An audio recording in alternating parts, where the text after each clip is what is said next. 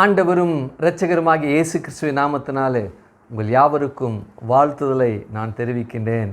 எத்தனை பேர் இந்த கால வேளை சந்தோஷமாக இருக்கிறீங்க? ஆமென், அல்லேலூயா. எத்தனை பேர் தேவனுடைய தொடுதலை நீங்கள் உணர்ந்து கொண்டு இருக்கீங்க? ஆமென், அல்லேலூயா. உலகத்தில் ரட்சிக்கப்பட்டவங்க எல்லாம் தேவனுடைய தொடுதலை நீங்கள் உணர்கிறீர்களா என்று கேட்கின்ற அந்த கேள்வி அபத்தமானது. ஏன்னா வேதத்தின்படி அப்படி கேட்கக்கூடாது. தேவனுடைய அந்த தொடுதலை எத்தனை பேர் அந்த பிரசன்னத்தை உணருங்க?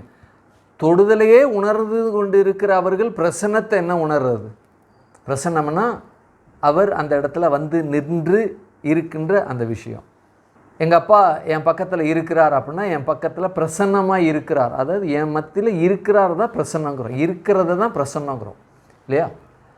அப்போது தேவனுடைய தொடுதலை எத்தனை பேர் உணர்றீங்க? சில சபைகளெல்லாம் இதை கேட்குறாங்க, தேவனுடைய அந்த தொடுதலை, அந்த அசைவாடுதலை உணர்றீங்களா அப்படின்னு கேட்குறதே ஒரு அபத்தமான கேள்வி. ஏன் அப்படின்னா வேதத்தின்படி அப்போஸ்தலனாகிய பவுல் சொல்கிறாரு, கிறிஸ்து உங்களுக்குள் வாசமாக இருக்கிறார் அப்படின்னு இருக்கு. அவருக்குள் நீங்கள் இருக்கிறீங்க, அவர் உங்களுக்குள் இருக்கிறார் அப்படிங்கிற விஷயமே இருக்குது. எனக்குள்ளே தேவன் இருக்கிறார் அப்படின்னா எனக்குள்ளே ஆண்டவராக இயேசு கிறிஸ்து இருக்கிறார் அப்படிங்கிற அந்த விஷயமே ஏதோ எங்கேயோ இல்லை, எனக்குள்ளே இருக்கிறார். அப்போ எனக்குள்ளே இருக்கிற தேவன் அவர் ஸ்பரிசத்தை, அவரின் தொடுதலை நாம் உணர்கிறோமா அப்படின்னு நம்ம கேட்குற அந்த கேள்வியான அபத்தமான கேள்வி. ஆண்டவராக இயேசு கிறிஸ்து 2024 ஆண்டுகளுக்கு முன்பாக இந்த பூமியில் வாழ்ந்த பொழுது அநேகர் அவரை தொடும்படி கடந்து சென்றாங்க. எதற்கு? சுகமடைவதற்காக. ஆனால் புதிய ஏற்பாட்டில் நாம் தொடும்படி அவரிடம் போக வேண்டுவது அல்ல. ஏன்னா எனக்குள்ளே இருக்கிறபடினால எனக்கு தொட வேண்டும்னு அவசியமே இல்லை. ஆமென். என் ரத்தத்தை நான் தொடணும் அப்படின்னு அவசியமே இல்லை, ஏன்னா எனக்குள்ளே அது ஓடுது. ஆமென், அல்லேலூயா. என் கரத்தை நான் தொடணும், அப்போ தான் என் கரம் இருக்குது அப்படின்னு நான் நம்புவேன். அப்படியா? இல்லை, என் சரீரத்தோடு ஒட்டி இருக்குது, அதனால் நான் தொடணும்னு அவசியம் கிடையாது. வேணா என்ன நானே இப்படி தொட்டுக்கலாம், வணக்கம் பண்ணும்போது இப்படி பண்ணிக்கலாம், என்ன நானே இப்படி பண்ணிக்கலாம். இது என்ன பெரிய விஷயமாயா? உங்களை நீங்களே தொட்டுங்க அப்படின்னா தொட்டுட்டேன், அப்பாடா இப்போ தான் எனக்கே தெரியுது நான் இந்த பூலகத்தில் இருக்கேன் அப்படியா சொல்கிறாங்க? என்னையா தொட்டுக்கங்கிற? காலையில் எந்திரிச்சோன்னே மூஞ்சி கழுவுறேன், பல் விளக்குறேன், மூஞ்சி கழுவுறேன், துடைக்கிறேன், அதுக்கப்புறம் தலையை இப்படி இது பண்ணுறேன், எல்லாம் என்ன செய்கிறாங்க? தொடுறோம். அப்போ நாம் செயலின் மூலமாக செய்கிற ஒவ்வொரு விஷயமே நம்மை நாமே தொடுகின்றோம். இது உங்களை நீங்களே தொட்டுங்க பார்ப்போம் அப்படின்னா என்ன? எங்களை இது உங்களை நீங்களே தொட்டுங்க, தொட்டு உங்களையே பார்த்துங்க, உங்களே உணருங்க அப்படின்னு சொன்னால் என்ன இருக்குன்னு பைத்தியமாக பிடிச்சிருக்கு, என்ன நீயே தொட்டுக்க பார்த்துக்க உணரு என்று சொல்லுவது, என்று கேட்பது, உங்களை நீங்களே தொட்டுங்க என்று சொல்லி உணர்ந்து கொள்ளுங்க உங்களையே என்று சொல்லி கேட்பது மற்றவங்களுக்கு எப்படி அபத்தமாய் தெரிகிறதோ அதுபோல தான் வேதத்தின்படி ஆவிக்குரிய சபையில் பல சபைகள், சிலன்னு சொல்கிறத பல சபைகள் தேவனுடைய ஸ்பரிசத்தை, தேவனுடைய அசைவாடுதலை நீங்கள் உணருங்க அப்படிங்கிறது. அவர் எனக்குள்ளே இருக்கிறாரு, எனக்குள்ளே இருக்கிறவரை வெளியில் வச்சு நான் தொடணுமா? எனக்குள்ளேயே இருக்கிறார். அந்த எப்படி என்ன நானே தொடுவதற்கு சமம். அது என்ன நானே தொடுவது ஒரு அரிதான காரியமாக இல்லை. அப்போ எனக்குள்ளே வாசம் செய்கிறவர் என்றால் அவருடைய பிரசன்னத்தில் எப்பொழுதுமே நான் இருக்கிறேன். அவர் எனக்குள்ளே பிரசன்னமாக இருக்கிறார், எனக்குள்ளே பிரசன்னமாக இருக்கிறார். ஆகையினால தான் மகிழ்ச்சி, சந்தோஷம், ஆரவாரம். பழைய ஏற்பாட்டு, இன்னும் சொல்லப்போனால் பழைய ஏற்பாட்டு காலத்தில் தேவனை தொடவே முடியாது. புதிய ஏற்பாட்டு காலத்தில் ஆண்டவராக இயேசு கிறிஸ்து அநேகர் தொட போனாங்க. எதுக்கு? சுகம் பெற தொட போனாங்க. நாம் புதிய ஏற்பாட்டு காலத்தில் நாம் சுகத்திற்காக அவரை தொடுவதற்கு தேவையில்லை. எனக்குள்ளே இருக்கிறதுனால அவர் என்ன தொட்டுக்கிட்டு இருக்காரு, எனக்குள்ளே இருக்கிறார். அப்போ நான் எப்படி இருக்கிறேன்? இந்த பூமியில் எப்படி இருக்கிறேன்?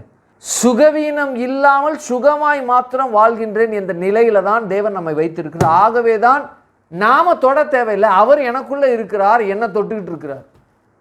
நானும் அவரை தொட்டுக்கிட்டு இருக்கேன், அவர் என்ன தொட்டுக்கிட்டு இருக்கார். அதுதான் அந்த நிலை தான். ஆகவே தான் எத்தனை பேர் இந்த கால வேலை மகிழ்ச்சியாக இருக்கீங்க அப்படின்னு கேட்டேன். ஏன் மகிழ்ச்சி என்றால் எனக்குள் இருப்பதே அந்த பாக்கியம், அந்த ஸ்லாக்கியம் எனக்கு. ஆமென், அல்லேலூயா.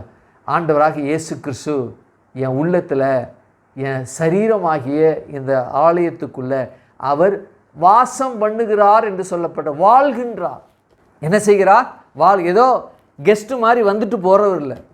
அவர் பழைய ஏற்பாட்டு காலத்திலலாம் கெஸ்ட்டு மாதிரி வந்துட்டு போவார். யார்கிட்டனா யாராவது ஒரு மனுஷனை தேர்ந்தெடுத்து அந்த மனுஷனுக்குள்ளே இருந்து காரியத்தை நடப்பித்து அதோடு போயிடுவார். மேட்ரு முடிஞ்சிச்சு. ஆனால் புதிய ஏற்பாட்டு காலத்தில் கெஸ்ட் அல்லவர், என்னோடு இருக்கக்கூடிய எங்கள் அப்பா, எனக்கும் அவருக்கு உறவு இருக்குது. பழைய ஏற்பாட்டு காலத்தில் உறவு இருந்தாலும் பேச முடியாது, அப்பான்னு கூப்பிட முடியாது, தகப்பனேன்னு கூப்பிட முடியாது. ஆனால் அவர் என் பிள்ளைங்கன்னு கூப்பிட்றாரு. ஆனால் இவங்க அவங்களால கூப்பிட முடியாது. ஏன்னா இவங்களுடைய பாவம் அவரை கூப்பிட முடியாத அளவுக்கு தூரமாக இருந்தாங்க. ஆனால் புதிய ஏற்பாட்டு காலத்தில் அப்பா உங்கள் இரத்தத்தினால என்னை கழுவுங்க என்று சொன்ன பிறகு அவர் ஓடி வந்து தம்முடைய இரத்தத்தினால நம்மை கழுவி நம்மை குமாரனாக குமார்த்தியாக ஏற்றுக்கொண்டார். நாம் உலகத்தில் இருக்கிற ஆவிக்குரிய சபையில் இருக்கிற ஒவ்வொரு ஜனங்களும் எப்படி இருக்கிறோன்னா அவருடைய பிள்ளைகளாக இருக்கின்றோம். ஆமே, அல்லேலூயா. அப்போது பிள்ளைகளாக இருக்கிற அவர் எங்கோ இல்லை, உலகத்தின்படி உலக முறைமையின்படி ஒரு குடும்பத்தின் தகப்பன் எங்கே இருப்பார்? வீட்டில் இருப்பார், சோஃபாவில் இருப்பார், கட்டில் இருப்பார், எல்லா பிள்ளைகளுக்குள்ளே நுழைஞ்சிக்கிட்டு இருக்காரு. ஆனால் இந்த தேவன் அப்படி அல்ல, பக்கத்தில் இல்லை. ஆகவே தான் எனக்குள் என் அருகில் இருக்கிறார் இல்லாமல் எனக்குள் வாழ்கின்றார் என்று பாடினோம். ஆமே, அந்த வார்த்தையை எடுத்துட்டு எனக்குள் என் அருகில் இருக்கின்றார் என்ற வார்த்தையை எடுத்துட்டு எனக்குள் அவர் வாழ்கின்றார், எனக்குள் அவர் இருக்கின்றார் என்ற ரீதியில் நாம் பாடணும். கரங்களை தலையில் சொல்லுங்கள். ஆமே, அதுதான் சத்தியம், அதுதான் வேதம். ஆமே, அல்லேலூயா. நாம் விசுவாசத்தை குறித்து தியானித்து கொண்டு இருக்கிறோம்.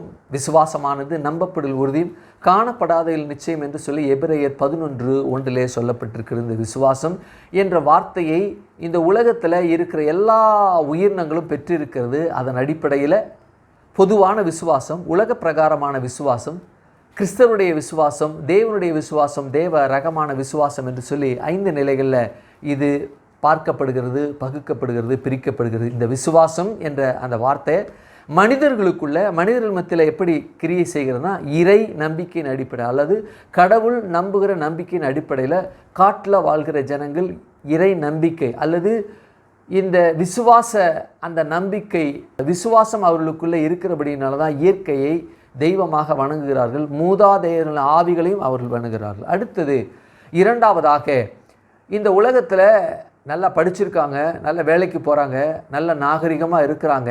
ஆனாலும் அவருடைய இருதயம் இருளடைந்து இருக்கிறபடினால சரியான தேவனை அவர்கள் கண்டுகொள்ள முடியாத அளவிற்கு தாங்கள் எண்ணத்தின்படி தங்களுடைய சிந்தையின்படி அவர்கள் தங்களுக்கென்று தெய்வங்களை உண்டாக்கி அவைகளை வணங்கி கொண்டு இருக்கிற ஜனங்கள். அடுத்ததாக மூன்றாவதாக உலகத்தில் இருக்கிற இந்த கிறிஸ்தவம் என்று சொல்லப்படுகிற அந்த கிறிஸ்தவத்தில் சிலை வழிபாடு உள்ள கிறிஸ்தவர்கள், சிலை வைத்து வணங்குகிற கிறிஸ்தவர்கள் இருக்கிறாங்க. அடுத்தது பிதா குமாரன் பரிசுத்தாவி. நான்காவதாக பிதா குமாரன் பரிசுத்தாவியை நன்கு அறிந்து அந்த அறிதலோடு நின்று விடுகிறாங்க. ஆனால் அவர்கள் அந்த அனுபவத்தை பெறாது உலக அளவில் அதை உலகத்தின்பால் அவங்க உலகம் எப்படி இருக்கிறதோ உலகத்தினுடைய மனுஷர்கள் எப்படி இருக்கிறாங்களோ அதுபோல் அவர்களும் வாழ்ந்து கொண்டிருக்கிற பெயர் அளவில் இருக்கக்கூடிய பெயர் கிறிஸ்தவர்கள். அடுத்தது அவருக்கு மேலாக ஐந்தாவதாக யூதர்கள். ஆறாவதாக உலகத்தில் ஆவிக்குரிய சபையில் நம்முடைய சபையிலையும் தேவனுடைய இரத்தத்தினால் கழுவப்பட்டு அவருடைய பிள்ளைகளாக தேவனை ஆராதித்து கொண்டு இருக்கிற ஜனங்கள் உன்னதமான உயரமான மேலான ஒப்பில்லாத இடத்துல வாழ்ந்து கொண்டு இருக்கிற இந்த விசுவாசத்தை பெற்று வாழ்ந்து கொண்டு இருக்கிற ஜனங்கள். கரங்களை தலையில சொல்லுங்க. ஆமே, ஆமே. அப்படி என்றால் இந்த கிறிஸ்தவனுடைய விசுவாசத்தை பார்த்து அதற்கு மேலாக இருக்கக்கூடிய இந்த யூதர்களுடைய விசுவாசத்தை குறித்து நாம் பார்த்து கொண்டு இருக்கிறோம்.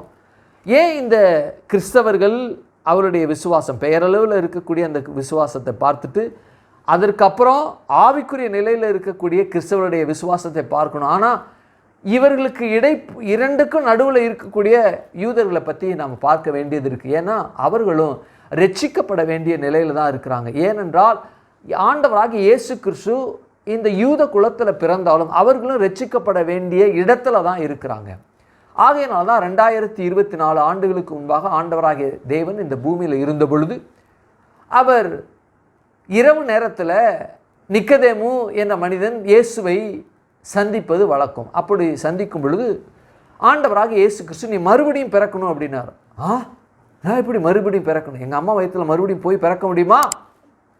என்ன போதகராக இருக்க, பரிசேயன், அவன் யூதன், பரிசேயன், அது மாத்திரமல்ல போதிக்கிற ஒரு போதகன். இப்படி கேட்குறியே, நீ மோசேயுடைய ஆகமத்தை படிக்கலையா? வனாந்தரத்தில் வெண்கல சர்ப்பத்தை உயர்த்தின பொழுது பாம்பினால் கடிபட்டவர்கள் அந்த வெண்கல சர்ப்பத்தை பார்த்து அவங்க பிழைத்து கொண்டாங்க. உலகத்தில் உள்ள ஜனங்களும் உன்னுடைய குலத்தில் இருக்கிற நீயும், பரிசேயனாக இருந்தாலும் போதகனாக இருந்தாலும், நீயும் உலகத்தில் கடிபட்ட விஷப்பாம்பினால், பாவம் என்கிற பாம்பு தீண்டப்பட்ட நிலையில் அவர்கள் இருப்பது போல நீ இருக்கிற, நீ என்னை நோக்கி பார்க்கணுன்னார். அப்படி சொல்லும் பொழுதுதான் தேவன் ஒரு அற்புதமான வார்த்தையை பேசினார்.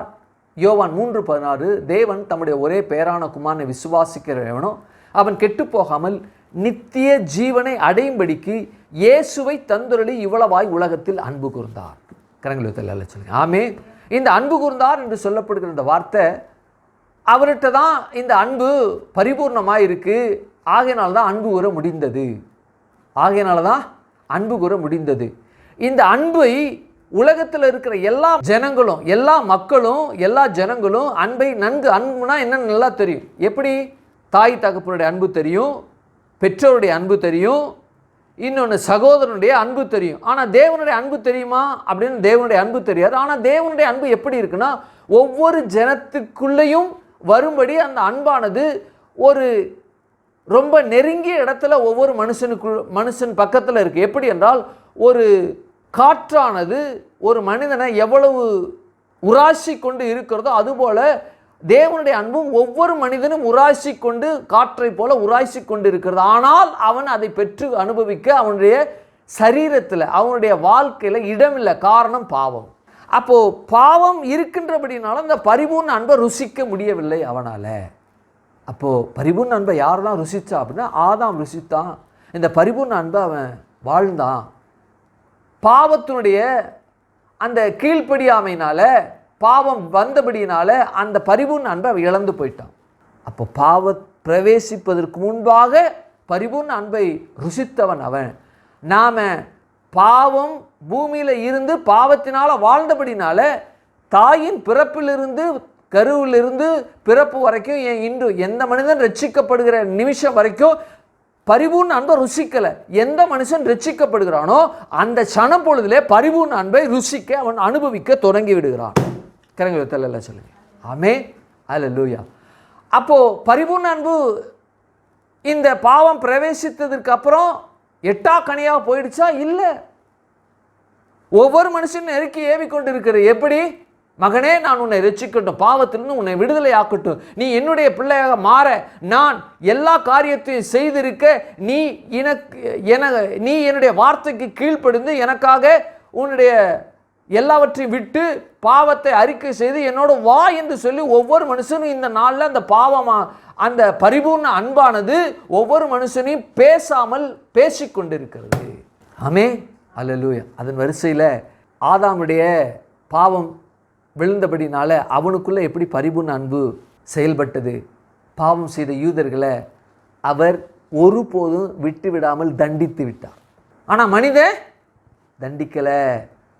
அவன் பாவம் செய்தான், அதற்கு அவனை தண்டிக்கணும், அதற்கு பல தன்னையே தண்டித்து கொண்டார்.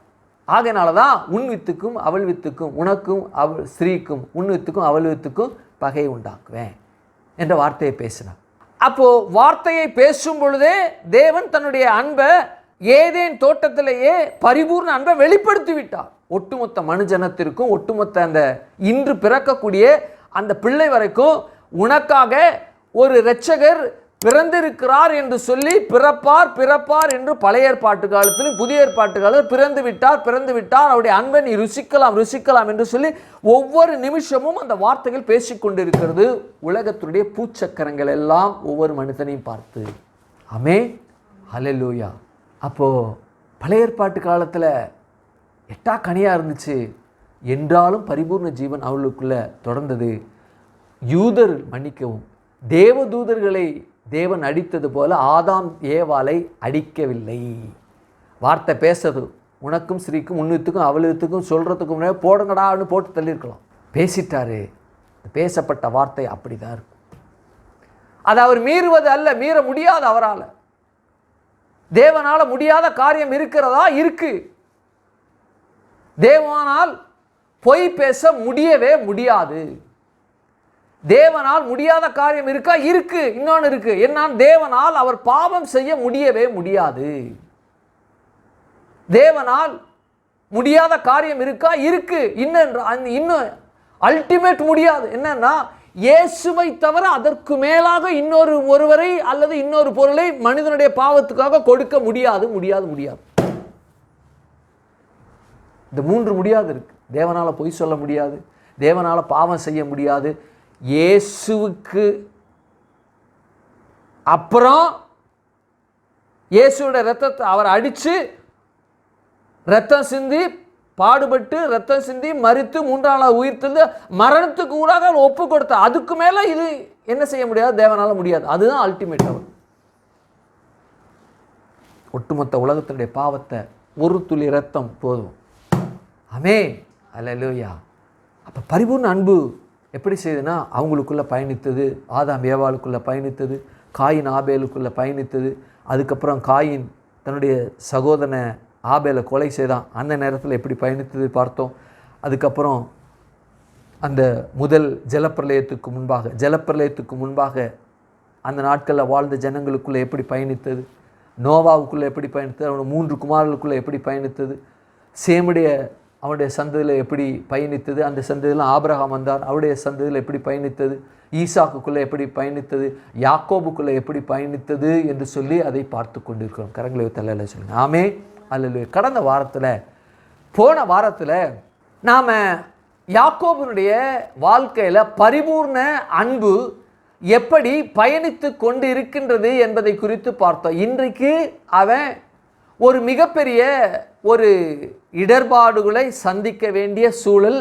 பரிபூர்ண அன்பு அவனை எப்படி காத்து அவைகளை மேற்கொள்ள இந்த பரிபூர்ண அன்பு அவனுக்குள்ளே எப்படி பேலன்ஸ் செய்து எப்படி அவன் பயணித்தான் என்பதை குறித்து பார்க்க போகிறோம். வாசிங்க, ஆதியாகமத்தின் புத்தகம் 29:1 வாசிங்க.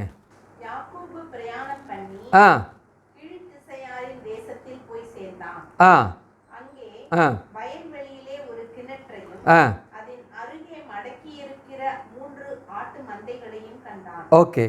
அந்த கிணற்றிலே மந்தைகளுக்கு தண்ணீர் காட்டுவார்கள். அந்த கிணற்றின் வாய் ஒரு பெரிய கல்லினால் அடைக்கப்பட்டிருந்தது. நிறுத்துங்க, போதும். இங்கே ஒரு சம்பவம் சொல்லப்பட்டிருக்கு. யாக்கோபு பிரயாணம் பண்ணி கீழ்த்திசையாரின் தேசத்தில் போய் சேர்ந்தான் என்று சொல்லப்பட்டிருக்கு. அதாவது அம்மாக்காரி சொன்னா, மகனே, உன்னுடைய பெரிய அண்ணன் ஏசா என்ன செய்கிறான்? கொடூரமானவன், வேட்டைக்காரன் அவன். யாக்கோபு பிரயாணம் பண்ணி கீழ்த்திசையாரின் தேசத்தில் போய் சேர்ந்தான் என்று சொல்லப்பட்டிருக்கு. இங்கே எங்கே போக புறப்பட்டான்? அம்மாக்காரி சொன்னா, டேய், உங்கள் அண்ணன் இருக்கான், ரொம்ப கோவக்காரன், ஏற்கனவே சேஷ்ட புத்திர பாகத்தை வாங்கிட்ட, ஆகையினால உங்கள் அப்பாவும் என்ன செய்துட்டாரு? ஆசீர்வதித்துட்டார். ஒன்று, அவனுடைய ஆசீர்வாதத்தை நீ பெற்றுக்கொண்ட. அவன் ரொம்ப கோபமாக இருக்கான், கொன்னே போடுவான். ஏன்னா எங்கள் அப்பா சாகுங்காலம் வரும்போது செத்த பிறகு அவனை நான் கொல்லுவேன், கொலை செய்வேன் அப்படின்னு அவன் பேசியிருக்கிறான். தேவன் எனக்கு சொல்லிட்டாரு. ஆகவே தயவு செய்து எழுந்துட்டு போயிடு. உங்கள் அண்ணனுடைய கோபத்துக்கு என் பக்கத்தில் எப்போது இருந்தால் ஒருவேளை நான் பாதுகாக்கலாம், ஒருவேளை நான் தூங்கும்போது அவன் வந்து நீ எங்கேயாவது இருக்க வந்து உன்னை போட்டு தள்ளிட்டானா வேற்று முடிஞ்சிருண்டா. ஆகவே வேண்டாம், நீ கிளம்பு, எங்கள் அண்ணன் வீட்டுக்கு, அதான் உங்கள் மாமா வீட்டுக்கு போ அப்படின்ட்டார். எங்கே போக சொன்னால் 16 இருக்கக்கூடிய லாபான் இடத்துக்கு போகணும். கீழ்த்திசையாரின் தேசத்தில் அப்படின்னா 16 போய் சேர்ந்துட்டான். எங்கே போயிட்டான். அங்கே போனோடனே அங்கே இந்த ராகேல் என்ன செய்கிறா அப்படின்னா, தன்னுடைய தகப்பனாகிய லாபானுடைய ஆடை மேய்ச்சிட்டு இருக்கா. அந்த நாட்களில் கிணறுனா, இந்த நாட்களில் தான் கிணறு வந்து 40 அடி 50 அடி 80 அடி 100 அடி அப்படின்னு இருக்குது. அந்த நாட்கள்லாம் அப்படி கிடையாது. அந்த நாட்களில் ஒரு 15 அடி 20 அடி தோண்டினாலே தண்ணி நல்லா வந்துடும், கிணறு இருக்கும். அந்த கிணறுங்கிறது எப்படி இருக்கும் அப்படின்னா, ஒரு சின்ன ஒரு சொல்கிறாங்க 7 அடி 8 அடிக்கு விட்டமில்ல, அந்த அளவுக்கு தான் இருக்கும். கிணறு வந்து நல்லா அகன்று இருக்கும், வாய் மாத்திரம் சின்னதாக இருக்கும் அப்படின்னு பேசிக்கிறாங்க. அந்த கிணத்து மேலே மற்ற ஆடுகள்லாம் விழாமல் இருக்க, அல்லது இரவு நேரத்தில் யாரும் பயணிகள் வந்து அந்த கிணத்துக்குள்ளே விழாமல் இருக்க கல்லை மூடுவது வழக்கம் அந்த நாளில். ஏன்னா அந்த நாட்கள்லாம் கல் அந்த கிணற்றோட சுற்றி கட்டடம் கட்டி உயரமாக வச்சு அந்த கிணத்தை அப்படி உயரமாக வச்சு மற்ற தண்ணிலாம் வேறு தண்ணிலாம் கலந்துடாமல் ஒரு கட்டடம் கட்டுறாங்க இல்லையா, அது மாதிரி இல்லாமல் தரையாக தான் இருக்கும். இருட்டில் இந்த நாட்களில் தான் நல்ல வெளிச்சமாக எல்இடி லைட்டு ஒயிட்டில் போட்டு அப்படியே ஜெகஜோதி அப்படியே மின்னுது. அந்த காலத்தில் அப்படி கிடையாது. அது காடு ஓரங்களில் அப்படி கிடையாது.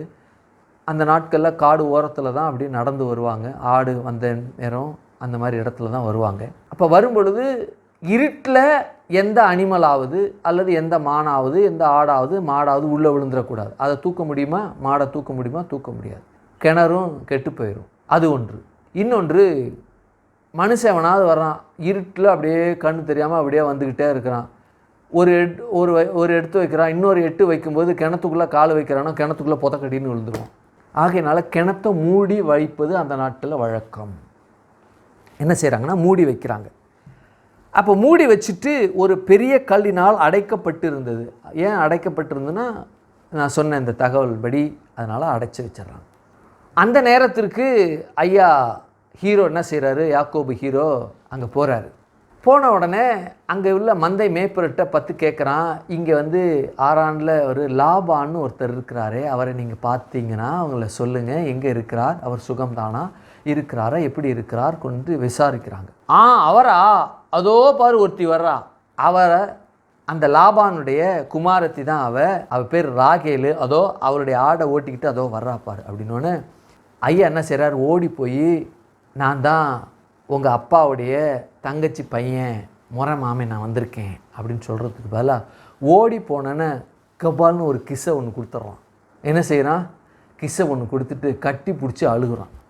நம்ம போனால் என்ன செய்வோம், இந்த நாளில் நாகரிகம்னா கொஞ்சம் வெக்கப்படுவோம். நீங்கள் அவங்க நான் இங்கே அப்படின்னு சொல்லிட்டு தன்னை செல்ஃப் இன்ட்ரடியூஸ் பண்ணி வச்சுக்கிட்டு அவங்க யாருன்னு கேட்டு, அப்படியா நான் தான் அவங்க அந்த ஸோ நான் தான் வந்திருக்கேன் அப்படின்னா 2 பேருக்கும் வெக்கம் வந்துடும். 2 பேரும் அப்படியே போயிடுவாங்க. இவன் என்ன செய்கிறான், ஒரு முத்தத்தை ஒன்று கிஸ்ஸை ஒன்று கொடுத்துட்றான். வாசிங்களேன் 29:11 வாசிங்களேன். பின்பு யாக்கோபு ராகேலை கிஸ் செய்து சப்தமிட்டு அழுகிறான். என்னத்துக்கு அப்படின்னா, அவன் வந்த பாதைகள் இருந்த பாதைகள் எல்லாம் கடந்து வந்தார். கர்த்தர் அவனோட பேசினார். பேசிட்டு ரொம்ப நாளுக்கு அப்புறம் தன் இனத்தாரை பார்ப்பது நிமித்தமாக ஒரு ஆனந்த கண்ணீர் வரும் இல்லையா. இந்த அழுகிறது என்றது வேதத்தில் அழுகிறது நிறைய விஷயத்துக்காக அழுதுருக்காங்க. அடிமைத்தனத்தினால் அழுதுருக்கிறாங்க, மரணத்தின் நிமித்தமாக அழுதுருக்கிறாங்க, பிரிவின் நிமித்தமாக அழுதுருக்கிறாங்க, ராஜாக்கள் சிறைபிடித்து போவது நிமித்தமாக அழுதுருக்கிறாங்க. அது மாத்திரமல்ல, இந்த தன்னுடைய குடும்பமானது பிறர் நாட்டு ராஜாக்கள் நிமித்தமாக சுட்டரிக்கப்பட்டது நிமித்தமாக அழுதுருக்கிறாங்க. ஆனால் இங்கே அந்த அழுவு வேத வல்லுநர் சொல்கிறாங்க, தன் இனத்தாரை பார்த்தது நிமித்தமாக ஆசையில், அதாவது ரொம்ப மகிழ்ச்சியில் என்ன செய்கிறாங்க, அழுதுறாங்க. கிடைக்கக்கூடாத ஒன்று ஒருத்தருக்கு கிடைச்சா, எனக்கு போய் இது கிடைச்சிருச்சேன்னு சொல்லி, தகுதி இல்லாத எனக்கு இந்த ஒரு விலை மதிக்க முடியாத இந்த காரியம் எனக்கு பெற்றுக்கொண்டேனே என்று சொல்லி ஆனந்தத்தில் அழுவாங்க இல்லையா. அதுபோல் அழுதான் என்று சொல்லி வேத வல்லுநர்லாம் பேசுகிறாங்க. சரி, நான் அதுக்குள்ளே போக விரும்பல. சரி, வந்த உடனே இவ கிஸ்ஸை வாங்கிக்கிட்டு அந்த கட்டி பிடிச்சி அழுத அந்த காரியத்தை போய் அப்பாவாகிய லாபானுக்கிட்ட போய் சொல்கிறான். யார் சொல்கிறா, ராகேல் போய் சொல்கிறான். ராகேல் போய் சொன்ன உடனே அந்த லாபான் அப்படின்னு சொல்லி எதிர்கொண்டு ஓடி வர்றான். யாரு, மருமகனை கட்டி தழுவ இந்த மாமனார் லாபான் ஓடி வர்றான். ஓடி வந்து அவனை கட்டி தழுவிட்டு அவனும் ஒரு கிஸ்ஸை கொடுக்குறான். 2 பேரும் மாறி மாறி ஒரு கிஸ்ஸை கொடுத்துக்கிறாங்க. ரைட், கிஸ்ஸை வாங்கிட்டு நடந்ததெல்லாம் சொல்கிறான். என்ன செய்கிறான், கிஸ்ஸை வாங்கிட்டு நடந்ததெல்லாம் சொல்கிறான். என்ன சொல்லியிருப்பான், எங்கள் அம்மா இருக்கிறாள், அதான் உன் தங்கச்சி என்ன பண்ணிட்டா, அதாவது உன் தங்கச்சிக்கு தெரியாமல் நான் கூழ் காய்ச்சி சிகப்பு பயரை நான் கூழ் காய்ச்சி நல்லா ருசியாக நான் சமைச்சிக்கிட்டு இருக்கும்போது எங்கள் அண்ணன் வந்தான். ரொம்ப பசியில் வந்தான். அவனுக்கு வேட்டைக்கு போயிட்டு வந்ததுனால ரொம்ப பசி போல இருக்கு. அவன் வந்து கூழு கேட்டால் நான் தரமாட்டேன்னு சொல்லிட்டேன். அப்படின்னா உன் சேஷ்ட புத்திர தாகத்தை தரியாடான்னு கேட்டேன். நான் சாக போகிறேன், செத்தேன்னா அந்த சேஷ்ட புத்திர பாகம் எனக்கு என்னத்துக்கு, நீ ஏன் வச்சுக்கடா அப்படின்னு சொல்லிட்டான். ஆகையினால நான் கூழை கொடுத்து சேஷ்ட புத்திர பாகத்தை நான் வாங்கிக்கிட்டேன். சேஷ்ட புத்திர பாகத்தை வாங்கின நான் அதனுடைய இரண்டாவது படி அல்லது இரண்டாவது நிலை, தேவனாகிய கர்த்தர் என் தகப்பனுக்கு கொடுத்த ஆசீர்வாதத்தை நானும் பெற்றுக்கொள்வதற்கான தருணம் தான் சேஷ்டபுத்திர பாகத்தின் இரண்டாம் நிலை. அதை நான் எங்கள் அம்மாவுடைய துணையோடு நான் வாங்கிட்டேங்கிற விஷயத்தை வந்து அங்கே சொல்கிறான். இதன் நிமித்தமாக எங்கள் அண்ணன் கொலை செஞ்சிருவேன் சொல்லி உள்ளத்தில் சொன்னதை தேவன் எங்கள் அம்மாட்ட சொல்லிட்டார், அதனால் என்னை அனுப்பிட்டார் அப்படின்னோடனே ரொம்ப மகிழ்ச்சியாக இருந்து என்ன செய்கிறான், அங்கே வீட்டில் இருக்கிறான். இந்த லாபான் என்ன செய்கிறான்னா ஒரு வார்த்தையை பேசுகிறான். நான் வாசிக்கிறேன் பாருங்களேன், வாசிங்க 29:14 வாசிங்க. அப்பொழுது லாபான் என் எலும்பும் என் மாமிசமுமானவன் என்றான். என்ன கவனிங்க, போதும் என்ன கவனிங்க. இது எதை உங்களுக்கு நினைவுபடுத்துது சொல்லுங்களேன்.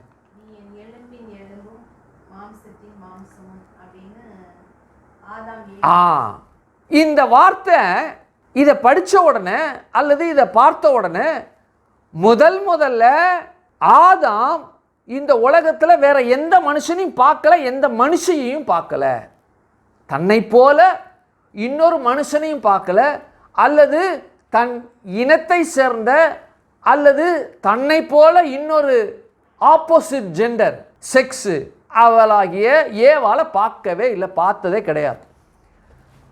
சிங்கம், புலி, கரடி, யானை, ஒட்டகம், இன்னும் என்னென்ன அனிமல்லாம் எல்லாம் பார்த்துட்டா அதுக்கு பேரை வச்சதே இவன் தான். பறவை ஆஸ்ட்ரிச்சிலேருந்து ஹம்மிங் பேர்டு, அதான் ஸ்மாலஸ்ட் பேர்டு, பெரிய பேர்டு ஆஸ்ட்ரிச்சு, அது வரைக்கும் பேரெல்லாம் வச்சுட்டான், எல்லாத்தையும் பார்த்துட்டான். ஊர்வனை அப்படின்னா மானிட்டர்னு ஒன்று இருக்குது, பெருசு இருக்குது. அதுலேருந்து கரப்பாம்பூச்சி, இன்னும் என்ன சொல்கிறது, எறும்பை காட்டிலும் இன்னும் சின்ன இதெல்லாம் இருக்கு இல்லையா, அதெல்லாம் பார்த்துட்டான், பேரெல்லாம் வச்சுட்டான். அவனை போல ஒரு மனுஷனை அவன் பார்க்கல, அவனை போல இன்னொரு மனுஷையும் அவன் பார்க்கவில்லை. யார் பார்க்கல? ஆதாம் பார்க்கல. தேவன் அவனுக்கு அயர்ந்த நித்திரையை உண்டாக்கி விழாவில் ஒரு எலும்பை எடுத்து மனுஷியாக உண்டாக்கி மனுஷியை கொண்டாந்து முன்னாடி நிறுத்துறாள். பார்த்த உடனே இவனுக்கு என்னதான் தோணுச்சு, என்னதான் பண்ணுச்சுன்னு தெரில, வாரி கவிதையை வாடுறான். அப்படி, இவள் என் எலும்பின் என் மாமிசத்தின் மாமிசமாயிருக்கிறாள், இவள் என்னிலிருந்து எடுக்கப்பட்டபடியினால் இவள் மனுஷி என்று அழைக்கப்படுவாள். கவிதை அப்படியே பொங்குது அவர்கிட்ட. அப்போது எதனால் அதான் பேசுகிறான் அப்படின்னா, இதுவரைக்கும் ஆதாம் அவனை போல ஒரு ஆப்போசிட் ஜெண்டரை உலகத்திலே கிடையாது, அவனுக்குள்ளிருந்து தேவன் இந்த ஆப்போசிட் ஜெண்டர் ஆகிய ஏவாளை படைத்து முன்பாக வைக்கின்றார். ஆகவே அப்படிப்பட்ட வார்த்தையை பேசுவது சரியான விஷயம். இந்த லாபானு அதை போல தான் இருந்திருக்கிறான். லாபானு அதை போல தான். எலியேசர் போய் பெண் பார்க்க போனால், பெண் பார்க்க போயிட்டு இந்த ரெபேக்காலை கொண்டாந்து கொடுத்துருவா. ரெபேக்கால் 2 பிள்ளைகளை பெற்றுக்கொள்ளுவா, ஒருத்தன் ஏசா, இன்னொருத்தன் யாக்கோபு. ஆகவே இந்த லாபான் நினச்சிருக்க கூட இனி கடைசி மரிக்கும் வரைக்கும் என் சகோதரியை நான் பார்க்க மாட்டேன் என்கிற நிலையில் ஆதாம் எப்படி ஒரு என்னை போல இன்னொரு மனுஷியை இன்னொரு இனத்தை தேவன் கொண்டாந்து நிறுத்தினோன்னு அவனு பேசின வார்த்தையை போல இந்த லாபான் என் தங்கச்சியை நான் பார்க்கவே முடியாது, எங்கே போயிருக்காளோ எங்கே இருக்கிறாளோ, இந்த ஈசாக்குக்கு நான் மனைவியாக கொடுத்தேனே அப்படின்னு இருக்கும் பொழுது அவனுடைய பையனே வந்த பிறகு ஆதாம் பேசின வார்த்தையை லாபான் இந்த யாக்கோபுக்கு பேசுகிறார். நீ எலும்பின் எலும்பும் மாமிசமானவன் என்றான். சொன்ன உடனே இந்த யாக்கோபு 1 மாதம் தங்கிட்டாங்க. 1 மாதம் தங்கிட்டேன். எப்படி தான் மனசு வந்துச்சுன்னு தெரில. என் எலும்பும் என் மாமிசமும் இருக்கிற அப்படின்னு சொன்னால் 1 மாதமாக தங்குறது. 1 மாதம் தங்கிட்டான். நாம் ஒரு வீட்டுக்கு போகிறோன்னு வச்சுக்குவோமே, ஒரு சொந்தக்காரங்க வீட்டுக்கு போகிறோம் அப்படின்னா முதல்ல போகும்போது வாங்க வாங்க வாங்க வாங்க வாங்க, இப்போ வந்தீங்க, சொல்லவே இல்லை அர்ஜுன், அப்படியே உடனே வந்துட்டீங்க. ஆமாம், சொல்கிறது கூட நேரம் இல்லை, லெட்ரு போட்டேன், அது வந்துச்சா இல்லையா, லெட்ரு வரவே இல்லையே. அந்த நாட்களில் அப்படி தான் இல்லையா, லெட்ரு போட்டு ஆட்கள் போய் சேர்ந்துருவாங்க. சேர்ந்துட்டு ஆட்கள் போய் சேர்ந்து மறுநாள் வரும் அல்லது சேர்ந்த நாள் வரும். சில நேரத்தில் அவங்க ஒரு 3 நாள் 4 நாள் 1 வாரம் இருக்கிறாங்களா, அவங்க இருந்து கடைசியில் புறப்பட்டு வரும்போது அது கரெக்ட். இங்கே பாருங்கள், நீங்கள் போட்ட லெட்ரு உங்களுக்கு முன்னாடியே வந்திருக்கும், நீங்கள் புறப்படும்போது வருது பாருங்கன்னு பேசுனதை நானே கேட்டிருக்கேன். ஏன்னா பின்கோடு மாறி போட்டிருப்பாங்க, திருப்பத்தூர் அப்படின்னு போட்டிருப்பாங்க. இந்த திருப்பத்தூர் வேலூர் திருப்பத்தூரா செட்டிநாடு திருப்பத்தூரா அப்படின்னு தெரியாது. மேலூர்னு நிறையா மேலூர் இருக்குது, மானாமதுரைன்னு 2 மானாமதுரை இருக்குது இல்லையா? அப்போது எந்த மானாமதுரைன்னு எல்லா மானாமதுரைக்கும் போயிட்டு வந்து அப்போ சேரும். ஆனால் இப்போ அப்படி இல்லை இல்லையா? இப்போ நம்ம ஒரு இடத்துக்கு ஊருக்கு போகிறோம், ஒரு வீட்டுக்கு போகிறோம் அப்படின்னா வாங்க வாங்க வாங்க வாங்க அர்ஜென்ட்டாக வந்து அப்படியே போனோம், உங்கள் ஞாபகம் வந்துச்சு அப்படியே வந்தோம், கார் தானே அப்படின்னு நம்மளை சகோதரர் இருக்கார் பார்த்துட்டு வருவோம் அப்படின்னு வந்தோம், வாங்க வாங்க அப்படின்னு முதல் நாள் போவோம், நல்லா தடபடலாம் சாப்பாடு இருக்கும், ஓகே. 2வது நாள் அப்படி பேசிகிட்டு இருப்பாங்க. 2வது நாள் ஈவினிங்கு சரி அப்புறம் ஏதாவது ஒரு முக்கியமான விஷயமா ஏதாவது விஷயத்துக்காக வந்தீங்களா அப்படின்னு கேட்பாங்க. அதெல்லாம் விஷயம்லாம் இல்லைங்க, எப்படி ஒரு 2 மாதம் 3 மாதம் தங்கி இருந்துட்டு நல்லா போகலாம் அப்படின்னு சொன்னாங்கன்னா அவங்களுக்கு அவ்வளோதான். ஐயோ அப்படின்ட்டுருவாங்க. யாராவது சொல்லியிருக்காங்களா? இல்லைங்க, நாங்கள் இன்னும் நாளைக்கு போகலான்னு இருக்கோம், இன்றைக்கி முடிச்சுட்டு நாளைக்கு போகலான்னு. இல்லை நீங்கள் இன்னும் 1 வாரம் தங்கிட்டு நல்லா சாப்பிட்டு நல்லா ரெஸ்ட் எடுத்து தான் போகணும் அப்படின்னு எங்கே சொல்லுவாங்க? இங்கே பேசுவாங்க, இங்கேருந்து பேச மாட்டாங்க. 1 வாரம் இருக்கணும். என்ன நீங்கள் வந்தோன்னே போகிறீங்க? 1 வாரம் தங்கி இருக்கணும், சும்மாலாம் கிடையாது என்று சொல்லுவாங்க. 2 நாள் 3 நாள் ஆனால் சரி வந்த வேலை முடிஞ்சிருச்சு போல இருக்கு அப்படின்னா நீங்கள் இடத்த காலி பண்ணுங்க, எங்களுக்கு நிறைய வேலை இருக்குது, உங்களை வச்சுக்கிட்டுலாம் சோறு போட முடியாதுங்கிற நிலையில் அப்படி சுற்றி வளைச்சி பேசுவாங்க. சில பேர் என்னன்னாக்கா, ஐயா 1 நாள் தங்குவீங்க 2 நாள் தங்குவீங்கன்னு பார்த்தேன், இவ்வளோ நாள் தங்குவீங்கன்னு தெரியாது, எனக்கு நிறையா வேலை இருக்குது, நீங்கள் இருந்தனா இருங்க ஆனால் பார்த்துங்க அப்படின்னு சொல்லிட்டு மூஞ்சில் அடிக்கிற மாதிரி சொல்லிட்டு போகிற ஆட்களும் இருக்கின்றார்கள். இவன் எலும்பின் மாமிசத்து மாமிசமானவன் என்றான்னா 1 மாதம் தங்கிட்டாங்க. பார்த்தீங்கன்னா 1 மாதம் வரைக்கும் யாக்கோபு அவனிடத்தில் தங்கினான். சரி, தங்கின உடனே லாபான் வந்து தன் மருமகனாகிய இந்த யாக்கோபை நோக்கி, என் வீட்டில் சும்மா வேலை செய்ய வேண்டாம், ஏன்னா 1 மாதம் வரையிலும் ஏதோ செஞ்சுருப்பான் போல இருக்கு, வேலை என்ன வேலை செய்தான்னு சொல்லப்படலை, சும்மா வேலை செய்ய வேணாம், ஆகையினால பணம் எவ்வளவு வேணும், ஆகையினால அந்த பணம் எவ்வளோ வேணும்னு என்கிட்ட சொல்லு அப்படிங்கிறான். சொல்லு அப்படின்னு சொன்னோடனே யாக்கோபு கேட்குறான், பணம் எவ்வளோ வேணும் அப்படின்னு யாக்கோபுக்கிட்ட லாபான் கேட்குறான். இந்த யாக்கோபு என்ன செஞ்சுருக்கணும்? ஐயா நான் வந்து உங்கள்கிட்ட 1 மாதம் ஆச்சு வேலை செஞ்சேன், சரி இனிமே இருந்து நான் மருமகனாக இருந்தேன், இனிமே ஒரு வேலையாள் மருமகனாக இருந்தாலும் வேலையாள் போல் இருந்து நான் வேலைகளை செய்கிறேன், அதற்கான ஊதியத்தை எனக்கு கொடுங்க அப்படின்னு கொடுக்கணும். ஊதியம் என்பது பணமாகவோ வெள்ளியாகவோ அல்லது பொன்னாகவோ அல்லது இந்த ஆடு மாடுகளில் ஏதாவது ஒன்றோ கேட்பதுதான் வழக்கம். இவன் என்ன கேட்டான்? சம்பளம், பொண்ணை கொடு அப்படின்ட்டான். என்ன கொடு? பொண்ணை கொடு அப்படின்ட்டான். இந்த நாட்களில் நாம் ஒரு ஃபேக்ட்ரி வச்சுருக்குறோம், நீங்கள் ஒரு ஃபேக்ட்ரி வச்சுருக்கீங்க, நீங்கள் நல்லா படித்த ஒரு தம்பி வந்து வேலைக்கு வர்றாரு, வேலைக்கு வந்தானே அந்த தம்பி அவர் நீங்கள் தான் ஓனருக்கு அடுத்தாப்பில் இருக்கக்கூடிய ஒரு ஜிஎம்மா, சரி ஒரு இண்டஸ்ட்ரி வச்சுருக்கீங்க அப்படின்னா இண்டஸ்ட்ரி கீழே ஓனருக்கு கீழே யார்? ஜிஎம் இல்லையா? அந்த ஜிஎம் போஸ்ட்டில் வேலைக்கு வந்திருக்கிறார். வந்து அவர் எவ்வளோ சம்பளம் எதிர்பார்க்குங்க இன்டர்வியூவில் கேட்குறாங்க. சம்பளம்லாம் வேணாங்க, ஓனரோட பொண்ணை கொடுங்க நான் வேலை செஞ்சுக்கிறேன் அப்படின்னு சொல்லுவாரானால் எப்படி இருக்கும் கதை? 2 துண்டாக வெட்டிடுவானுங்க. ஏடா வேலைக்கு வாடானா பொண்ணை கரெக்ட் பண்ணுறதுக்கு உள்ளே வந்துட்டு வேலைக்காக வந்தியா அப்படின்னு சொல்லி அங்கேயே திட்டு விழும் அடி விழுகும், என்ன நடக்குன்னு சொல்ல முடியாது இல்லையா? ஆனால் இவன் என்ன செய்கிறான் அப்படின்னா மாமா ஆகையினால இவன் ஒரு வார்த்தையை சொல்கிறான். என்ன சொல்கிறான் அப்படின்னா 29:19 வாசிங்க. அதற்கு லாபான் இவன் கேட்ட கேள்விக்கு பணம் கேட்குறான்.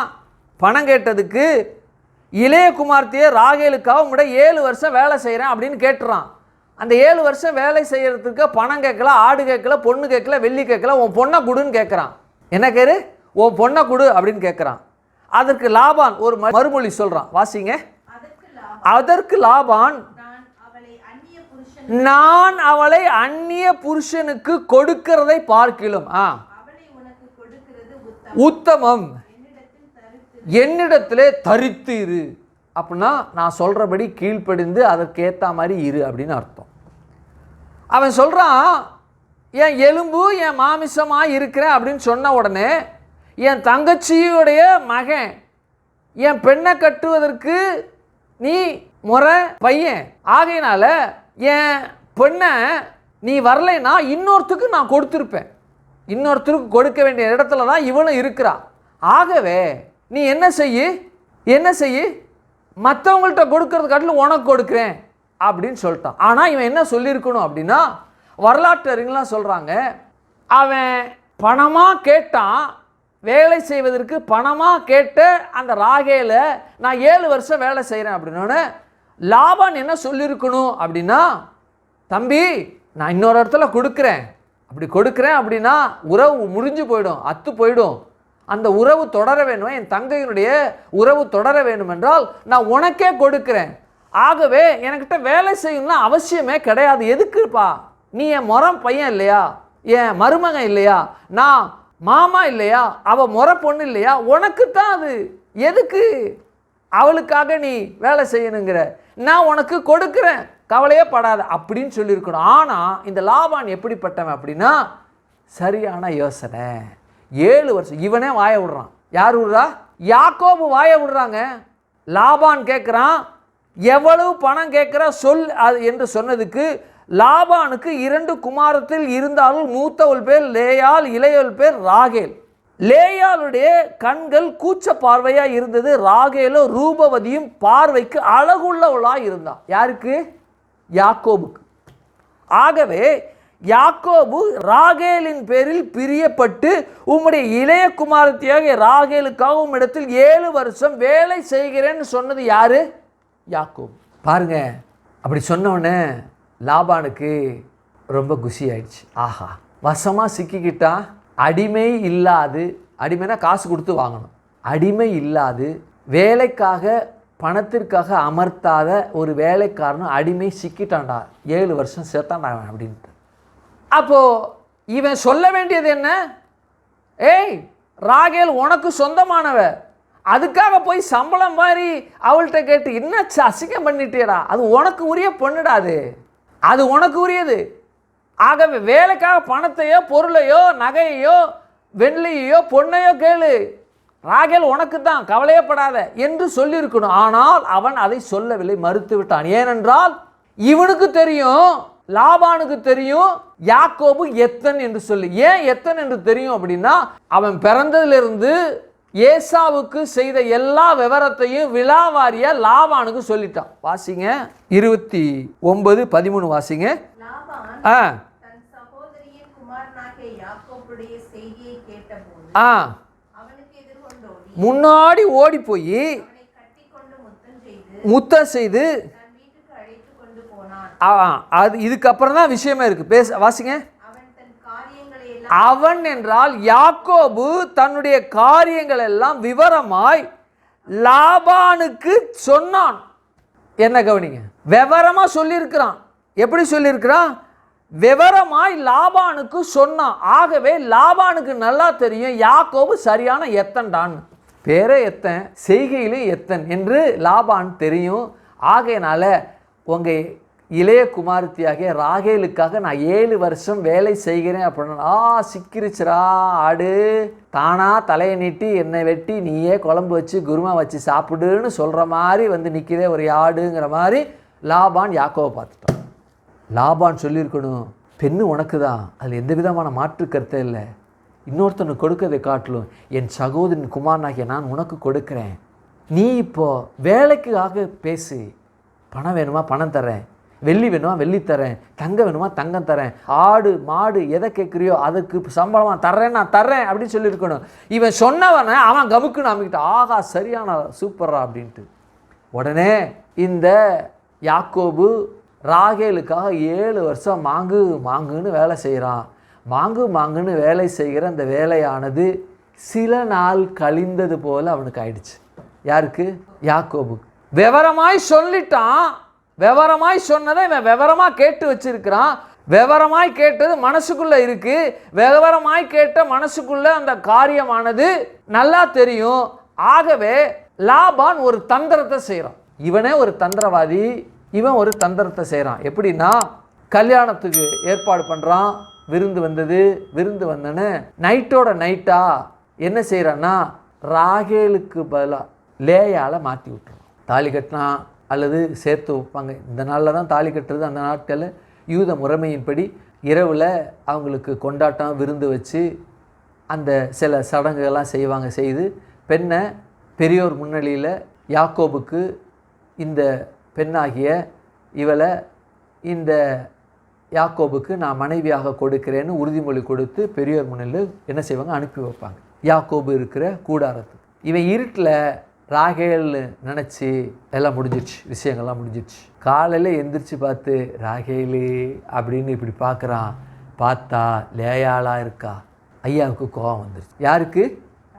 யாக்கோபுக்கு கோபம் வந்துருச்சு. தேவன் இவன் எத்தனா இருக்கிறான், எத்தனுக்கு எத்தனை இந்த லாபான் எத்தனுக்கு எத்தனா இருக்கிறான். ஏன் இந்த லாபான் அவன் மூலமாக இந்த காரியத்தை செய்யணும், ஒரு நோக்கம் இருக்குது. பரிபூர்ண அன்பு அதில் பயணிக்கிறது. ஆகையினால இந்த காரியம் நடைபெற்றது. என்னன்னா, காலையில் எந்திரிச்சு பார்க்குறான், ராகேலுக்கு பதிலாக லேயால் உட்கார்ந்து இருக்கிறா.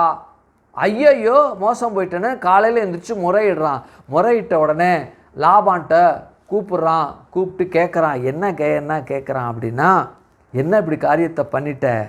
நான் ராகேலுக்கு அல்லவா நான் 7 வருஷம்னு சொன்னேன், நீ லேயாளை கொடுத்து ஏமாத்திட்டீரே அப்படின்னு சொன்ன உடனே அவன் ஒரு வார்த்தை சொல்கிறான், தம்பி, மூத்தவள் இருக்க இளையவளை கொடுப்பது இவ்விடத்து வழக்கம் இல்லை சொல்கிறான். பாருங்க 26 வாசிங்க.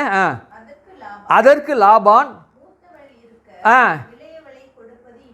இவ்விடத்து வழக்கம் அல்ல.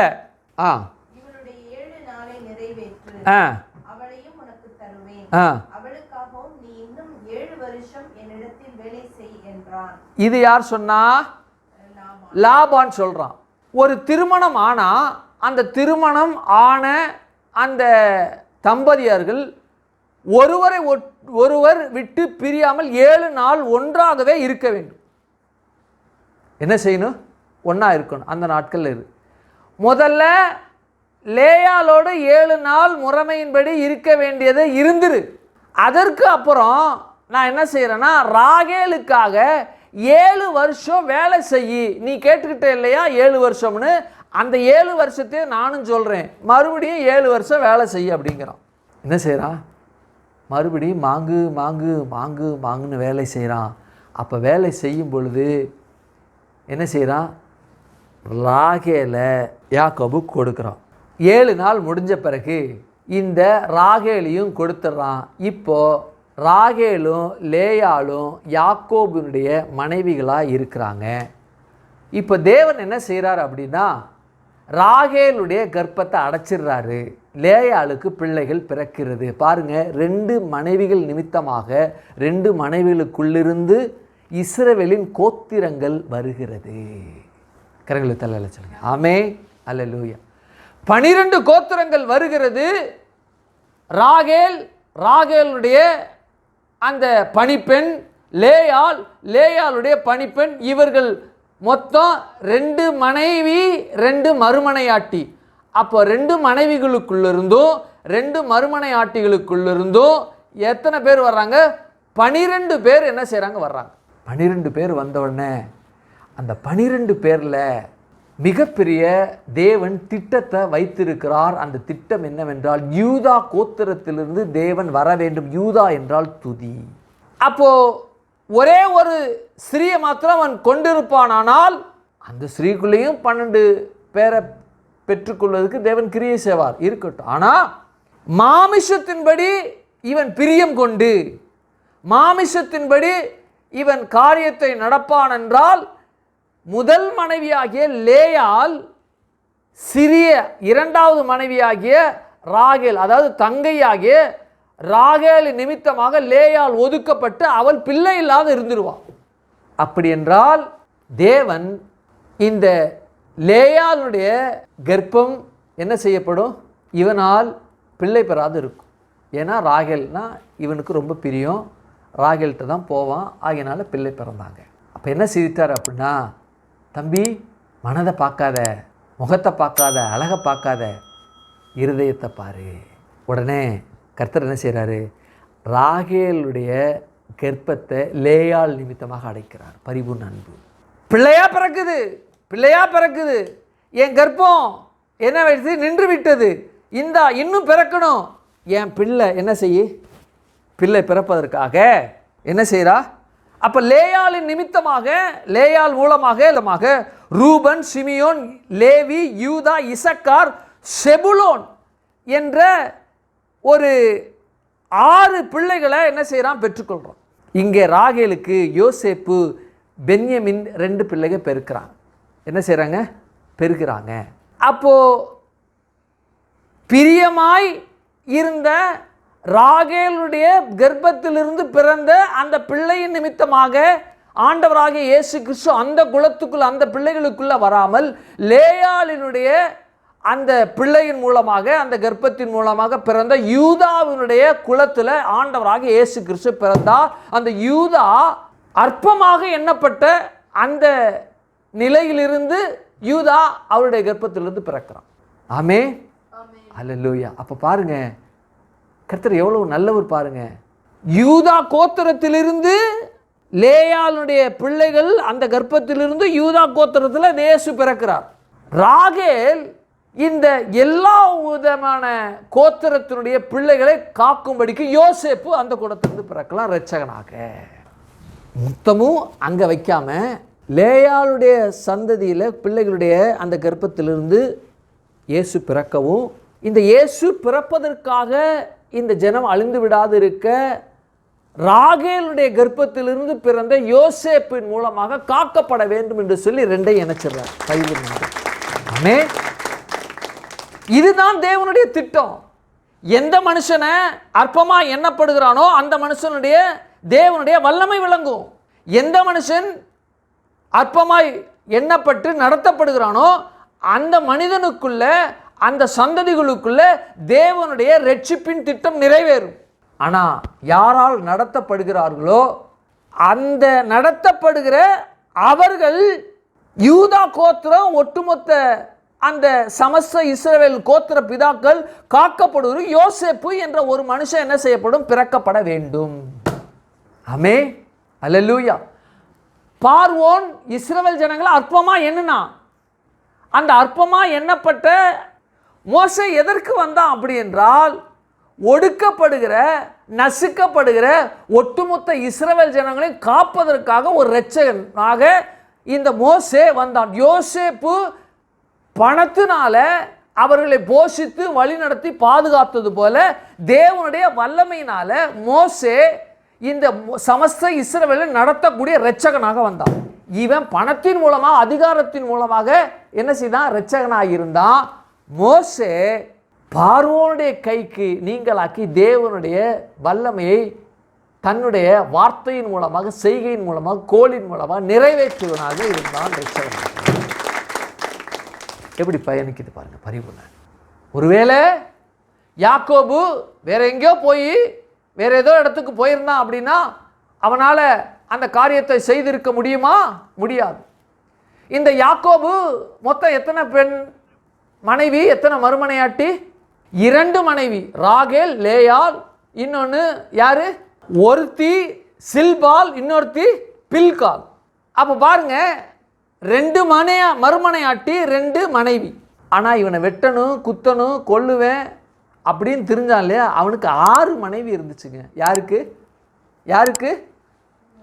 ஏசாவுக்கு 6 மனைவிகள். ஏசாவுக்கு 6 மனைவி. ஆதியாகம புத்தகம் 26:4 யூஹித் அப்படிங்கிற ஒரு பெண்ணையும் இன்னொன்று பஸ்மாத் என்கிற ஒரு பெண்ணையும் விவாகம் பண்ணியிருந்தான். இந்த பஸ்மாத் என்று சொல்லப்படுகிற இவள் ஏத்தியனான ஏலோனுடைய குமாரத்தியை விவாகம் பண்ணினா. அடுத்தது மகலாத் என்ற ஒரு பெண்ணை விவாகம் பண்ணினா. அடுத்தது ஆதால்,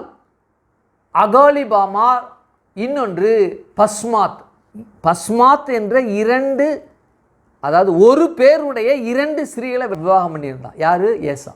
ஒருத்தி பஸ்மாத் ஏத்தின் குமாரனாகிய ஏலோனுடைய குமாரத்தி. இன்னொரு பஸ்மாத் யாரு அப்படின்னா இஸ்மவேலினுடைய குமாரத்தியை அவன் விவாகம் பண்ணினான். அப்போ 6 மனைவி, இவன் 2 மனைவி, 2 மறுமனையாட்டி. சரி, ஏசாவுடைய ஒட்டுமொத்த 6 மனைவியா இருந்தாலும் அவங்களுக்குள்ள நிறைய பிள்ளைங்க இருந்தாங்க.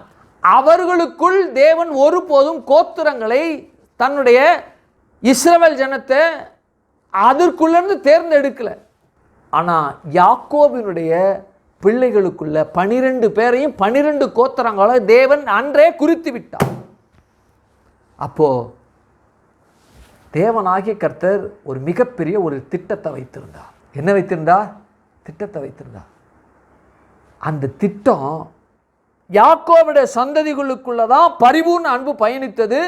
யாக்கோபினுடைய சந்ததிகளுக்குள்ளதான் தேவனுடைய அந்த பலன் பயணித்தது. யாக்கோபுடைய சந்ததிகளுக்குள்ளதான் தேவனுடைய பாதுகாப்பு, ஆலோசனை எல்லாம் பயணித்தது. என்ன செய்தது? பயணித்தது. அது எப்படி பயணித்தது? அவங்க பிள்ளைங்கள்லாம் எப்படி வளர்ந்தாங்க? அந்த பயணிக்கிற அந்த பயணத்தில் யாக்கோபு எப்படிப்பட்ட அந்த பரிபூர்ண அன்பை தன்னுடைய வாழ்க்கையில் அனுபவித்தான். யாக்கோபு என்று சொல்லப்படும் பொழுது அவருடைய வாழ்க்கையில் எல்லாம் கஷ்டங்கள், பாடுகள், பிரச்சனைகள். இந்த பாடுகள், பிரச்சனைகளுக்குள்ள தேவனுடைய பரிபூர்ண அன்பு அவனை ஒருபோதும் கீழே விடவில்லைங்க. கஷ்டம் இருந்தது. லாபான் மாற்றினான், 10 முறை மாற்றிட்டான். ஆடு பொழியும் பொழுது வரி வரியாக போகணுன்னு கேட்டான், வரி வரியாக ஒன்றுது, புள்ளி எண்ணுது. பட்டையை வெட்டி ஆடு பொழியும் போது, தண்ணீர் குடிக்கும் பொழுது பட்டையை வெட்டி வச்ச உடனே பொழியும் பொழுது வரி வரியாக போட்டுச்சு. இப்போ தேவன் என்ன செய்தார்? யாக்கோபு மேலே கவனமாக இருந்தார். ஏன்? 12 ஜாதிகள் பெற்றமைவன். கோத்திர பிதாக்கள் ஆபிரகாம், ஈசாக்கு, யாக்கோபு என்று கோத்திர பிதாவில் கடைசி கோத்திர பிதா இவன். ஆகையினால இவனுடைய சந்ததியை நான் தேர்ந்தெடுத்து கொண்டு இவர்களுக்குள் இரட்சகர் பிறக்க வேண்டும் என்று சொல்லி தேவன் திட்டம் வைத்திருந்தபடினால பரிபூர்ண அன்பு அவனுக்குள்ள பயணித்தது. அதை அனுபவித்தான். எவ்வளவு பிரச்சனை, எவ்வளவு போராட்டங்கள். அண்ணனுக்கு ஓடுறான், மாமா வீட்டுக்கு போனால் 14 வருஷம், அதுக்கப்புறம் 10 முறை மாத்துறான் சம்பள பணத்தை, 10 முறை மாற்றி ஏமாத்துறான். அதுக்கப்புறம் ஏசா எதிர்கொண்டு வர்றான். ஐயோ, அவன் வெட்டுவான், குத்துவான், 400 பேர் கொண்டு அவன் வர்றான் அப்படின்னா தொட நடுங்கிருச்சு, கபான்னு நடுங்கிருச்சு யாக்கோபுக்கு. இது எப்படி யாக்கோபு ஏசாவை எதிர்கொள்ளுகிறான்? பரிபூர்ண அன்பு அந்த இடத்துல எப்படி கிரியை செய்ய, ரொம்ப இம்பார்ட்டண்டான இடம் அது, ரொம்ப அற்புதமான இடம் அது. அதிசயமான காரியங்கள்லாம் அங்கே நடைபெறுது. அது வருகிற வாரத்தில் நம்ம தியானிப்போம். பரிபூர்ண அன்பு இந்த யாக்கோபினுடைய அந்த பயணத்தில் ஏசாவை சந்திக்கும் பொழுது எப்படி பரிபூர்ண அன்பு அங்கே நிகழ்த்தப்பட்டது, அங்கே இருந்தது என்பதை நம்ம பார்ப்போம். கண்களை மூடுவோம். இந்த கால் வேலை ஹalleluya, கண்களை மூடுவோம். நேசிக்கின்ற எங்கள் பரலோக பிதாவே, கர்த்தாவே, இந்த கால் வேலை உம்முடைய பிள்ளைகள்லாம் உம்முடைய சமூகத்தில் வந்திருக்கிறோம். யாக்கோபு உம்முடைய பிள்ளைய பரிபூர்ண அன்புனால வழி நடத்தி கொண்டு போனீங்க. அவன் எவ்வளவு கஷ்டம் இருந்தாலும் அந்த கஷ்டத்தை சகிக்கிற மனிதனாக, அது மாத்திரமல்ல அந்த கஷ்டங்களை, போராட்டங்களை மேற்கொண்டு வெற்றியுள்ள வாழ்க்கை வாழத்தக்கதாக அந்த பரிபூர்ண அன்பு அவனுக்குள் பேலன்ஸ் செய்ததுக்காக நன்றி செலுத்துகிறேன். அதே போல இந்த பரிபூர்ண அன்பு இரத்தம் கழுவப்பட்ட எங்களுக்குள்ள ஆண்டவரே இப்படிப்பட்ட காரியங்கள் எங்களுக்கு ஆண்டவரை செய்தமைக்காமக்கு நன்றி செலுத்துகிறோம். ஆண்டவரே, கரத்தில் எங்களை ஒப்பு கொடுக்கிற ஆண்டவரே, எங்களுக்குள்ள அது பயணிக்கிறபடினால, எங்களுக்குள்ள அது ஆண்டவரே ஒவ்வொரு நேரமும் அது பயணிக்கிறபடினால நமக்கு நன்றி செலுத்துகிற கர்த்தாவே. ஹல்லேலூயா. ஆண்டவரே, வலைதளங்களில் உலகெங்கும் யூடியூப்ல பார்த்து கொண்டு இருக்கிற ஜனங்களுக்குள்ளேயும் என் தேவனாகிய கர்த்தர் ஆண்டவரை யாக்கோபு சந்தித்ததை விட பல மடங்கு அவர்கள் பிரச்சனைகளை, போராட்டங்களை சந்தித்து கொண்டு இருக்கிறவர்களை விடுதலை செய்து கர்த்தர் நீங்கள் அவரை கொண்டு ஆண்டவரை இந்த நாளில் யாக்கோபை பாதுகாத்து வழி நடத்தினது போல அவர்களை வழி நடத்த கர்த்தர் நீங்கள் கிருபை செய்தமைக்காமக்கு நன்றி செலுத்தணும். என்னுடைய சபையில் புதிதாக வந்தவர்களும் ஆண்டவரே யாக்கோபை பாதுகாத்து கிருபைக்குள்ள மூடினது போல கர்த்தாவே அவர்களை மூடினதற்காய் யாக்கோவை பாதுகாத்து ஆண்டவர் வெற்றியுள்ள வாழ்க்கை வாழத்தக்கதாக கிருபை கொடுத்ததோ புதிதாக வந்தவர்களுக்குள்ள ஆண்டவர் வெற்றியுள்ள வாழ்க்கை வாழ கத்த நீங்க பேலன்ஸ் செய்து விட்டமைக்காய் நன்றி. உடைய இரத்தத்தினால கழுவினதுக்காக நன்றி. கரத்தில் ஒப்பு கொடுக்கிறோம். ஆசீர்வதிங்க கர்த்தாவே. இன்றைக்கு ஆண்டவரே உலகம் எங்கிலும் ஆண்டவரே மருத்துவமனைகள்ல ஆண்டவர் வியாதியோடு மரண படுக்கையோடு போராடி கொண்டு இருக்கிற ஜனங்களை உம்முடைய இரத்தத்தை கொண்டு விடுதலை செய்து விடுதலையின் பிரமாணத்தை விடுதலை பிரகடனத்தை அவர்களுக்கு கொடுத்து அவர்கள் இனி ஒருபோதும் அந்த வியாதி படுக்கையை மரண படுக்கையை மாற்றி அவர்கள் ஒருபோதும் ஆண்டவர் வியாதியோடு இல்லாதத்தக்கதாக மாற்றி அவர்கள் வாழ வைத்த கிருபைக்காக நன்றி செலுத்துகிற கர்த்தாவே. ஆசீர்வதிங்க, பலப்படுத்துங்க, காத்துக்கொள்ளுங்க, நன்மையினால முடிச்சுட்டுங்க, பெரிய காரியங்களை செய்யுங்க. இயேசுவின் நாமத்தில் ஜெபிக்கிறோம் ஜீவனுள்ள நல்ல பிதாவே. ஆமே ஆமே. ஒரு பாடலை பாடும் பொழுது ஆண்டவருக்கு நாம் காணிக்கை செலுத்துவோம். ஆமே.